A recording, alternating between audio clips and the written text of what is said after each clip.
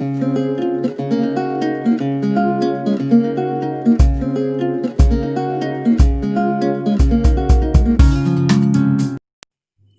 Student, आपका अपने channel teach टैच UP में आप सभी का स्वागत है। आज क्लास 9th में चैप्टर 2 स्टार्ट होने वाला है। चैप्टर का नाम है बहुपद। इंग्लिश में इसको बोलते हैं पॉलिनोमियल। अब बात आती है कि पॉलिनोमियल क्या होता है। तो बेटा देखते हैं। पॉली मीन्स होता है मेनी, और मेनी मीन्स आप जानते हो बहुत होता है। सेम थिंग नोमियल मतलब होता है टर्म, और ये टर्म मीन्स जानते हो पद होता है। तो क्या कह सकते हो, पॉलिनोमियल या बहुपद मतलब बहुत से पद। हिंदी में तो बहुपद लिखा है, इसका मतलब बहुत से पद। तो इंग्लिश में भी आप समझ गए, बहुत से पद। तो अब इसके अंतर्गत आप लोग क्लास 8th में पढ़े होंगे अचर, चर, अचर सब पढ़े होंगे। एक बार दोबारा रिवाइज करा दे रहे हैं चैप्टर से स्टार्ट होने से पहले, ताकि आपसे कोई क्वेश्चन में कोई प्रॉब्लम ना हो। तो चलिए आइए देखते हैं क्या है क्वेश्चन। हमारा टॉपिक है अचर राशियाँ। इसको इंग्लिश में बोलते हैं बेटा कांस्टेंट। क्या होता है अचर राशियाँ? वे राशियाँ जिनके मान निश्चित होते हैं। वे राशियाँ जिनके मान निश्चित होते हैं उन्हें क्या कहते हैं? अचर राशियाँ कहते हैं। जैसे एग्जाम्पल हम देंगे, जैसे 1 2 3 4 ये आपकी काउंटिंग में है। ये जितनी भी काउंटिंग वाले डिजिट मतलब ये संख्याएं हैं, तो ये सब क्या है? आपकी अचर राशि है। इसको बदला नहीं जा सकता है। जैसे कहीं गिनती में लिखा हो 1 रुपये, 2 रुपये, 3 रुपये, 4 रुपये, या आपने किसी को 2 रुपये दिए, तो वो 2 4 नहीं हो सकता, ना 2 3 हो सकता है। वो बिल्कुल फिक्स रहेगा, 2 तो 2, 1 है तो 1। तो आप क्या कह सकते हो कि वे राशियाँ जिनके मान निश्चित होते हैं उन्हें क्या कहते हैं? अचर कहते हैं। ठीक है, अब नेक्स्ट टॉपिक देखते हैं। अब अगला टॉपिक है चर राशियाँ। चर राशियाँ क्या होती हैं? इंग्लिश में इसको बोलते हैं बेटा वेरिएबल। क्या बोलते हैं? वेरिएबल बोलते हैं। वे राशियाँ जिनके मान अनिश्चित होते हैं, मतलब उनके मान निश्चित नहीं होते हैं, उन्हें चर राशियाँ या वेरिएबल कहते हैं। जैसे ABCD या XYZ कह सकते हो, PQR कह सकते हो। ये सब आपकी बेटा क्या है? आपकी चर राशियाँ हैं, ये वेरिएबल हैं। तो क्या कह सकते हो? वे राशियाँ जिनके मान अनिश्चित होते हैं उन्हें चर राशियाँ या वेरिएबल कहते हैं। जैसे ABCD, XYZ या PQR। तो आप समझते हैं चर अचर। एक एग्जाम्पल द्वारा समझते हैं। जैसे ये 9x है, तो ये जो x है ये आपका क्या है बेटा? इसको चर कहते हैं। अब इसकी जगह अगर हम p रख दें तो इसके मान में कोई परिवर्तन नहीं होता है। अगर r रख दें तो भी इसके मान में कोई परिवर्तन नहीं होगा। तो ये आपकी क्या है? ये चर राशि है। और ये क्या है? 9 है। अगर 9 में 8 लिख देंगे तो तुरंत असर आ जाएगा। तो ये आपका क्या है? ये फिक्स नंबर है। 9 आपका क्या है? फिक्स है। इसको क्या कहेंगे? अचर राशि कहेंगे। इसको अचर राशि कहेंगे, इसको चर राशि कहेंगे। अब समझ में आ गया होगा। अब नेक्स्ट टॉपिक की ओर चलते हैं। नेक्स्ट टॉपिक हमारा है पद। इंग्लिश में क्या बोलते हैं? इसको टर्म बोलते हैं। क्या कहेंगे? गुणांक, चर और घातांक। पहले बात समझिएगा, ये जो आपको मैंने 9 बताया था, ये इसको गुणांक भी बोलते हैं। ये क्या कहेंगे? x का गुणांक कितना है? ये 9 है। तो क्या कहते हैं? अभी मैं आगे समझाऊंगी भी। जैसे है गुणांक, चर और घातांक से मिलकर बने अवयव को क्या कहते हैं? पद। जैसे एग्जाम्पल देखिए, 5y³ लिखा हुआ है। अब आप जान रहे हो कि y³ का गुणांक ये 5 क्या हो गया? गुणांक हो गया। ठीक, ये आपकी क्या हो गई? चर राशि हो गई। ठीक है, और इस पर घात कितनी है? 3।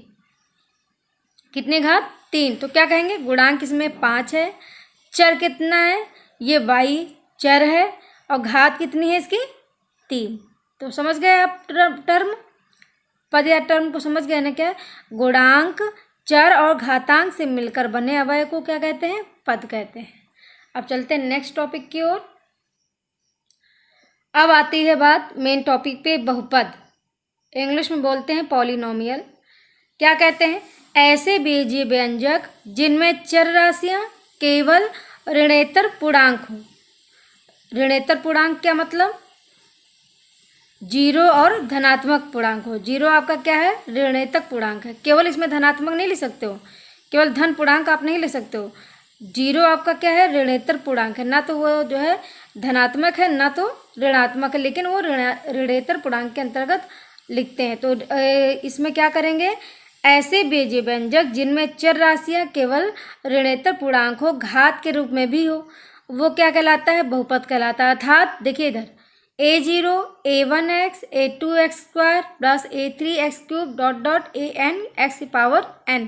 तो इसमें देखिए a0 a1 ये क्या है, ये सब a2 a3 ये सब क्या है, ये गुणांक है, और ये क्या है x square x cube x की पावर n, ये सब क्या है, आपकी चर राशियाँ हैं।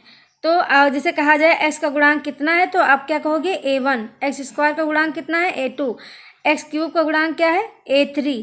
तो और यही कह रहा है ऐसे बेजीय व्यंजक जिनमें चर राशियाँ केवल ऋणेतर पूर्णांक हो, घात के रूप में हो, क्या कहलाते हैं, बहुपद कहलाते हैं।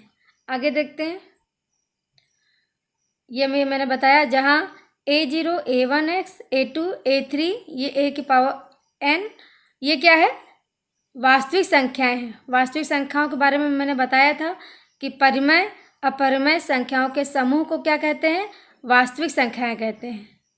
तो जहाँ a0 a1 a2 an वास्तविक संख्याएं हैं, an equal to not to zero, कहने का मीन्स ये है ये आपका जीरो टर्म नहीं हो सकता, तथा n एक ऋणेतर पूर्णांक नॉन नेगेटिव इंटीजर है। चर वेरिएबल x में घात n का एक बहुपद कहलाता है। ध्यान दीजिएगा, चर मैंने बताया ये क्या, वेरिएबल x में घात n का एक बहुपद कहलाता है। अब जैसे समझ लेते हैं नंबर 1 नोट में, वास्तविक संख्याओं a0 a1 a2 an को बहुपद का गुणांक कहा जाता है, ये तो मैंने बताया ही। a0 a1x a2x square a3x cube an x की पावर n को क्या कहते हैं, बहुपद का पद कहता है, ये भी बता दिया। अब एक बहुपद की दूसरी परिभाषा आप दे सकते हो, एक चर वाले ऐसी या बीजीय व्यंजक, एक चर वाले ऐसी बीजीय व्यंजक जिनके चर की घात पूर्ण संख्या हो। कहने का मीन्स यह है कि जिनके चर की घात पूर्ण संख्या हो उसे बहुपद कहते हैं। जैसे ये x दिया हुआ है तो ये आधी घात नहीं हो सकती है, मतलब 1/2 नहीं हो सकता है, मतलब ये पूर्ण हो। तो पूर्ण क्या होता है, पूर्ण घात क्या होता है, माइनस भी नहीं हो सकता इसमें। पूर्ण क्या होता है, जिसमें वह पूर्ण संख्या मैंने बताई है कि वह प्राकृतिक संख्या जिसमें जीरो का समावेश हो साथ में, वो क्या हो जाता है, आपका पूर्ण संख्या होता है। प्राकृतिक संख्या क्या होती है, 1 2 3 4 5 6 ये सब क्या है, जो एक से संख्या स्टार्ट होती है वो प्राकृतिक संख्या होती है। अगर जीरो इसमें इंक्लूड कर देते हैं तो वो आपकी क्या हो जाती है, आपकी पूर्ण संख्या हो जाती है। तो कहने का मीन्स ये है कि एक चर वाले ऐसे बेजीय व्यंजक जिनके चर की घात पूर्ण संख्या हो उसे बहुपद कहते हैं। मतलब ये जो x स्क्वायर है तो यहाँ 1/2 नहीं हो सकता, या -2 नहीं हो सकता। अगर -2 होगा तो वो बहुपद नहीं होगा। मतलब आपका क्या होना चाहिए, ये घात पूर्ण होना चाहिए, ठीक है। तो इसको क्या कहेंगे, बहुपद। अब नेक्स्ट टॉपिक पे देखते हैं। अब हम अगला नेक्स्ट टॉपिक देखते हैं, बहुपद की घात। बहुपद की घात क्या होती है, इंग्लिश में बोलते बेटा डिग्री ऑफ ए पॉलिनोमियल। क्या होती है, किसी बहुपद में चर राशि की उच्चतम घात वाले पद के घातांक को उस बहुपद की घात कहते हैं। जैसे ये आपका द्विघात समीकरण दिया हुआ है, 3x square plus 5x plus 2, इसमें सबसे अधिक घात कितनी है, 2 है। x में कोई घात नहीं है तो इसका मतलब क्या हुआ, 1, और x में इसमें कितनी घात, सब 2। तो ये आपकी अधिकतम जो घात होती है वही आपकी क्या हो जाती है, बहुपद की घात। देखो लिखा बहुपद की घात बराबर बहुपद में चर की उच्चतम घात वाले पद को घातांक कहते हैं। मतलब बहुपद की घात सबसे बड़ी घात होती है, वही होती है बहुपद की घात। अब आगे नेक्स्ट देखते हैं। अब हमारा टॉपिक है बहुपद के प्रकार, क्लासिफिकेशन ऑफ पॉलिनोमियल। तो ये 2 टाइप के होते हैं, 2 टाइप के होते हैं, एक घातों के आधार पे होते हैं और एक पद के आधार पे होते हैं। तो सबसे पहले घातों के आधार पर देखते हैं। इसमें पहला क्या होता है, रैखिक बहुपद, इसको इंग्लिश में बोलते हैं लीनियर पॉलिनोमियल। सेकंड होता है द्विघात बहुपद, इसको बोलते हैं क्वाड्रेटिक पॉलिनोमियल। थर्ड होता है त्रिघात बहुपद, इसको क्यूबिक पॉलिनोमियल बोलते हैं। 4 को जो है बोलते हैं अचर बहुपद, इसको कांस्टेंट पॉलिनोमियल बोलते हैं। 5वां होता है शून्य बहुपद, इसको इंग्लिश में बोलते हैं जीरो पॉलिनोमियल। ठीक है। और अभी जो है इधर क्या पद के आधार पर कितने प्रकार के होते हैं? पद के आधार पर होते हैं एक पदी बहुपद, इसको इंग्लिश में बोलते हैं मोनोमियल। सेकेंड होता है द्विपदी बहुपद, बाइनोमियल। थर्ड होता है त्रिपदी बहुपद, ये होता है ट्राइनोमियल। अब इनमें अंतर, इसमें घातों के अनुसार इसको देखा जाता है और इसको पद के अनुसार देखा जाता है। पहले अब हम समझते हैं कि कैसे इसको पहचानते हैं। जैसे फर्स्ट दिया है रैखिक बहुपद, इसको बोलते हैं लीनियर पॉलिनोमियल। क्या परिभाषा देंगे? वे बहुपद जिसमें चर की घात 1 हो, तो ऐसे बहुपद को क्या कहते हैं? रैखिक बहुपद। चर की घात मतलब ये जो 3x + 5 है, x आपकी क्या है? चर है, तो इस पे घात क्या कुछ नहीं है, जिसका मतलब एक घात है, तो ये आपकी क्या हो गई? ये रैखिक बहुपद हो गई। जैसे ये 7x - 2 है, x पे कोई घात नहीं है, 1 हो गया, तो जिसपे एक घात होती है वो क्या हो जाता है? आपका रैखिक बहुपद हो जाता है। ठीक है। अब सेकंड देखते हैं। सेकंड है आपका द्विघात बहुपद, इसको इंग्लिश में बोलते हैं क्वाड्रेटिक पॉलिनोमियल। क्या बोलते हैं? वे बहुपद जिसमें चर की घात 2 हो, तो ऐसे बहुपद क्यों द्विघात बहुपद कहते हैं। रैखिक में क्या था? उस पर घात 1 था तो वो रैखिक हो गया। इसमें 2 है, देखिए इसमें सबसे अधिकतम इसकी 1 घात, इसमें अधिकतम 2 घात, तो सबसे अधिक घात इसमें क्या है? 2 है, तो इसको क्या कहेंगे? द्विघात बहुपद। जैसे ये देखिए 8x² + 5x है, अब x पे कोई घात नहीं, इसका मतलब 1 घात है, और यहाँ पे क्या है? 2 घात है, इसका मतलब क्या कहेंगे? इसका मतलब ये कहेंगे ये द्विघात बहुपद है ये। ठीक है। अब उसके बाद थर्ड टॉपिक के ऊपर चलते हैं, त्रिघात बहुपद। अब देखते हैं त्रिघात बहुपद क्या होता है। इसको इंग्लिश में बोलते हैं क्यूबिक पॉलिनोमियल। वे बहुपद जिसमें चर की घात 3 हो, तो ऐसे बहुपद को त्रिघात बहुपद कहते हैं। जैसे देखिए ये समीकरण दिया हुआ है 8x³ + 5x² + 3x + 3 दिया हुआ है, इसमें सबसे बड़ी घात कितनी है? 3 की है, और ये x² ये उससे छोटी घात है, तो सबसे बड़ी घात हो गई, ये आपकी बहुपद की घात हो गई। तो जो सबसे बड़ी घात होती है यही आपकी लिया जाता है, तो ये क्या हो गया? आपका त्रिघात बहुपद हो गया। ठीक है। तो इसको बोलेंगे त्रिघात बहुपद यानी कि क्यूबिक पॉलिनोमियल। इसके बाद आपका टॉपिक आता है अचर बहुपद, इंग्लिश में क्या बोलते हैं? Constant polynomial. वे बहुपद जिसमें चर की घात 0 हो, तो ऐसे बहुपद को क्या कहेंगे? अचर बहुपद कहेंगे। जैसे ये 3 है, x है, इसकी पावर कितनी है? 0, और ये जान लीजिएगा जब x की पावर 0 होता है इसका मान हमेशा 1 होता है। जैसे ये 7y की पावर 0 है, 3z की पावर 0 है, तो ये चर की घात कितनी है? 0 है, तो ऐसे बहुपद को क्या कहेंगे? अचर बहुपद कहेंगे। ठीक है। अब नेक्स्ट देखते हैं, ये क्या है? शून्य बहुपद, इसको इंग्लिश में बोलते हैं जीरो पॉलिनोमियल। क्या बोलते हैं? जीरो पॉलिनोमियल बोलते हैं। क्या होता है? वे बहुपद जिसमें सभी गुणांक 0 हो, तो ऐसे बहुपद को क्या कहेंगे? जीरो बहुपद कहेंगे। जैसे या शून्य बहुपद कहेंगे, जैसे 0x³ + 0x² + 0, इसके जितने भी गुणांक हैं कितने हैं? 0 हैं। ये क्या है? 0t² + 0t + 0, इसमें सारे गुणांक 0 हैं, तो ये क्या आपका हो गया? शून्य बहुपद या जीरो पॉलिनोमियल। अभी तो बात आपकी थी घातों के आधार पर बहुपद के प्रकार, तो आप समझ गए होंगे। अब हम बात आती है पदों के आधार पर बहुपद कैसे पहचानते हैं।